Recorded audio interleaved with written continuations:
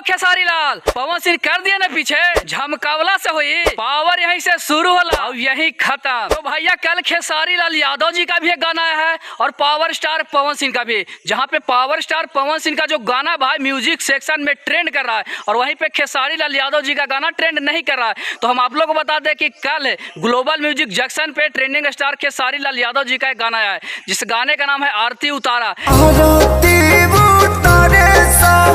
खैर इस गाने का म्यूजिक और लिरिक्स जो है वो आज के 2 साल 3 साल पहले नीलकमल सिंह के जो छठ का गाना था उसे चोरी किए हैं।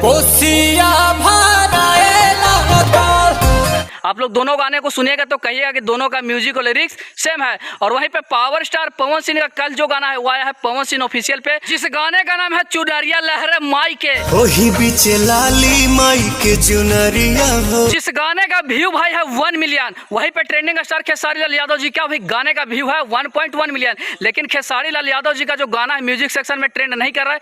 वहीं पे पावर स्टार पवन सिंह का ये जो गाना है 19 नंबर पे म्यूजिक सेक्शन में ट्रेंड कर रहा है। ताही बीच बैठी है मयरिया हो। लेकिन हम यही सोच रहे हैं कि जब ट्रेंडिंग स्टार खेसारी लाल यादव जी के गाने का व्यू 1.1 मिलियन है, वो गाना म्यूजिक सेक्शन में ट्रेंड नहीं कर रहा है, और वहीं पे पावर स्टार पवन सिंह का जो गाना है वो 1 मिलियन पहुंचा है, वो जो गाना है म्यूजिक सेक्शन में ट्रेंड कर रहा है। लेकिन मान गए बॉस, पावर यहीं से शुरू कर दे और यहीं से खत्म कीजिएगा लगता है मैं, क्योंकि आपका ये जो नवरात्रि का गाना है कल इस गाने का व्यू जो था 7,60,000 ही था, लेकिन जब सुबह हम इसको वीडियो को देखे तो भाई 1 मिलियन व्यू क्रॉस कर गया। खैर आप लोग का क्या कहना है ये दोनों गाने के बारे में, किसका गाना है जो इस वर्ष ज्यादा बज रहा है, पावर स्टार पवन सिंह का या ट्रेंडिंग स्टार खेसारी लाल यादव का?